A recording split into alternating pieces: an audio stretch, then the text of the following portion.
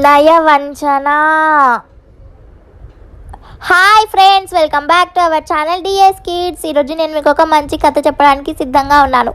ఆ కథ ఏంటో వినడానికి మీరు సిద్ధంగా ఉన్నారా? అయితే కథ మొదలు పెడుతున్నా, వినండి. అనగనగా పూర్వం వీరసేనుడు అనే ఒక రాజు ఉండేవాడు. అతను తన రాజ్యాన్ని ఎంతో మంచిగా పాలించేవాడు. తన రాజ్యంలో ఉన్న ప్రజల కష్టసుఖాలని పంచుకుంటూ మంచిగా రాజ్యాన్ని పరిపాలిస్తూ వీరసేనుడు ఉండేవాడు. ఇంకా ఇలా ఒకరోజు ఆ రాజ్యంలో బందిపోటులు ఎక్కువైపోయారని మంత్రి వీరసేనుడికి చెప్తాడు.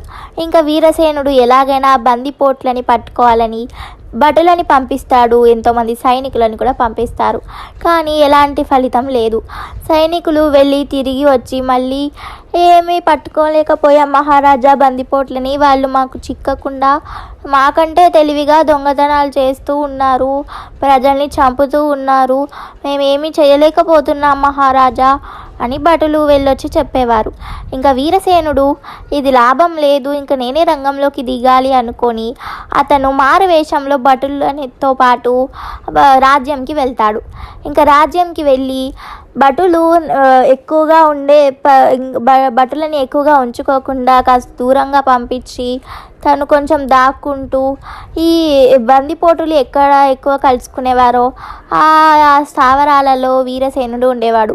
ఇంకా అలా వీరసేనుడు ఎంతో కష్టపడతాడు ఆహర్నిశలు ఈ బందిపోట్లని పట్టుకోవడానికి. ఇంకా ఇలా ఒకరోజు ఆ బందిపోటులు కూడా వస్తారు. 3 బందిపోటులు ఉంటారు. ఆ బందిపోటులు దొంగలించిన సొమ్ముని పంచుకోవడానికని వస్తుంటారు. ఇంకా వచ్చాక వీరసేనుడు వాళ్ళని చూసి వాళ్ళని పట్టుకుంటారు. ఇంకా రాజు పట్టుకునెంబడే భటులు కూడా వచ్చి ఆ బందిపోట్లని పట్టుకొని రాజ్యసభలోకి తీసుకెళ్తుంటారు. ఇంకా రాజ్యంలో సభలోకి వచ్చాక మహారాజు వీరసేనుడు ఈ బందిపోట్లకి ఇలా శిక్ష విధిస్తారు. ఈ బందిపోటులని బాగా ఉరి తీయాలి, వీళ్ళకి తల తీయడమే అసలైన శిక్ష అని మంచి శిక్షనే అమలుపరుస్తారు. ఇంకా ప్రజలు కూడా మంచిగా సంతోషిస్తూ ఉంటారు రాజ్యంలో. ఇంకా ఇలా కొన్ని రోజులు గడిచిపోతాయి. కొన్ని రోజుల తర్వాత మంత్రి వీరసేనుడిని అడుగుతాడు, ఏమైంది మహారాజా ఇలా ఉన్నారేంటి అని.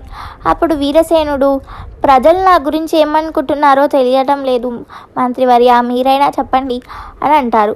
ఇంకా అప్పుడు మంత్రి, అంతా బాగానే ఉంది మహారాజా, మీరు మంచిగా పాలిస్తున్నారనే మన ప్రజలు అనుకుంటున్నారు, కానీ ఒక కొత్త సమస్య మళ్ళీ వచ్చింది రాజ్యంలో అని మంత్రి చెప్తాడు. వీరసేనుడు, ఏంటి ఆ సమస్య చెప్పండి అని అంటాడు. ఇంకా మంత్రి ఇలా చెప్పడం మొదలు పెడతాడు, ఏమీ లేదు మహారాజా, ఒక నయవంచకుడు మన రాజ్యంలోకి వచ్చాడు.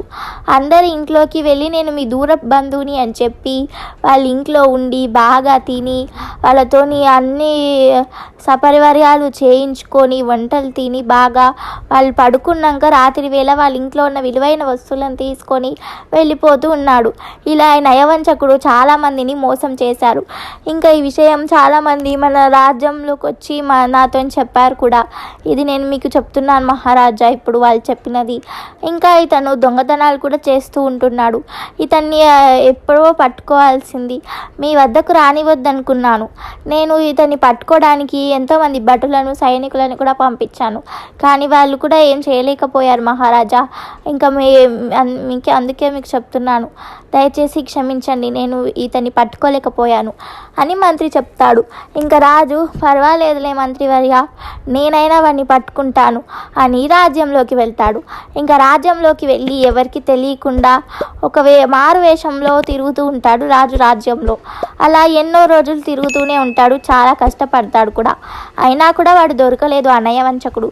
కానీ రాజు మాత్రం పట్టు వదలకుండా అలాగే ఉంటాడు. ఇంకా ఇలా కొన్ని రోజులు గడిచిపోతాయి. కొన్ని రోజుల తర్వాత రాజు అలా రాజ్యంలో తిరుగుతూ ఉన్నప్పుడు ఆ నయవంచకుని పట్టుకోవడానికి ఇంకా అతను వస్తాడు. అతను ఎవరో కాదు, అతని పేరు కమల్ రాజ్. ఇంకా అతను ఒక బంగారు దుకాణంలోకి వెళ్దామని అనుకుంటుంటాడు. ఇంకా తనలో ఇలా మాట్లాడుకుంటూ ఉంటాడు కూడా, ఈరోజు ఎలాగైనా ఈ బంగారం దుకాణంలో మొత్తం బంగారాన్ని దోచేయాలి అని. ఈ విషయం రాజు వింటాడు. ఇంకా మహారాజు వీరసేనుడు విని అతన్ని పట్టుకుంటాడు. పట్టుకొని రాజ్యంకి తీసుకెళ్తారు. కాదు, ఇంకా రాజ్యసభలోకి తీసుకెళ్ళాక, కోటలోకి తీసుకెళ్ళాక భయంతో అతను నిజం చెప్పేస్తాడు ఆ కమల్ రాజ్. అవును, నేనే ఇలా అందరి ఇంట్లోకి వెళ్ళాను, ఇలా చుట్టంని అని చెప్పి వాళ్ళని మోసం చేశాను, ఇంకా దొంగతనాలు కూడా చేశాను, నన్ను క్షమించండి మహారాజా, నేను వాళ్ళ సొమ్ములను ఎక్కడున్నాయో చెప్పేస్తాను అని చెప్పేస్తాడు ఆ కమల్ రాజ్. ఇంకా మహారాజు ఇలా శిక్ష విధిస్తాడు. సరే, ఇతని దగ్గర ఉన్న సొమ్ము మొత్తం తీసుకొని ఎవరిది వాళ్ళకి ఇచ్చేసేయండి, ఇతనికి 10 సంవత్సరాలు కఠిన కారాగృహ శిక్ష విధించండి అని ఇతనికి తీర్పిస్తారు. ఇంకా అప్పటి నుంచి ఆ రాజ్యంలో ఎలాంటి సమస్యలు రాకుండా మహారాజు వీరసేనుడు తన కంటికి రెప్పలా తన రాజ్యంలో ఉన్న ప్రజలని చూసుకుంటూ మంచిగా సంతోషంగా ఉంటాడు. చూసారా ఫ్రెండ్స్, ఈ కథలో ఉన్న నీతి ఏంటంటే ఎప్పుడైనా మనం చాలాసార్లు చాలా రోజులు ప్రయత్నించవచ్చు, కానీ ఒక్కొక్కసారి మనం అనుకున్నది కాదు, ఇలా అవ్వలేదని మనం వదిలిపెట్టొద్దు, మళ్ళీ ప్రయత్నించాలి. అలా ప్రయత్నిస్తూ ఉంటే ఏదో ఒక రోజు మనం అనుకున్నది తప్పకుండా ఫలిస్తుంది. చూసారు కదా ఆ రాజు ఎలా చేశాడో, అతను ముందు అనుకుంది జరగలేదు, అయినా కూడా తను వెను తిరగలేదు, అలాగే ప్రయత్నిస్తూ వచ్చాడు, ఫలితం కూడా దక్కింది. కాబట్టి మీరు కూడా ప్రయత్నించండి, ప్రయత్నిస్తే ఫలితం తప్పకుండా దక్కుతుంది. ఓకేనా ఫ్రెండ్స్, ఈ స్టోరీ మీకు నచ్చితే లైక్ చేయండి, చాలామందికి వినిపించాలంటే షేర్ చేయండి, ఇంకా స్టోరీ గురించి ఏమైనా చెప్పాలంటే కింద కామెంట్ సెక్షన్లో చెప్పండి. ఇంకా మన ఛానల్ని సబ్స్క్రైబ్ చేయండి, సబ్స్క్రైబ్ చేసి పక్కన ఉన్న బెల్ ఒత్తి ఆల్ అవుతండి. అలా బెల్ ఒత్తి ఆల్ అవుతుంది నేనేమైనా వీడియోస్ చేస్తే మీకు నోటిఫికేషన్స్ వస్తాయి. ఓకేనా friends, bye, see you next week. ఇంకొక కొత్త మంచి స్టోరీతో నేను ముందుకు వస్తాను, నేను మీ బుద్ధిని.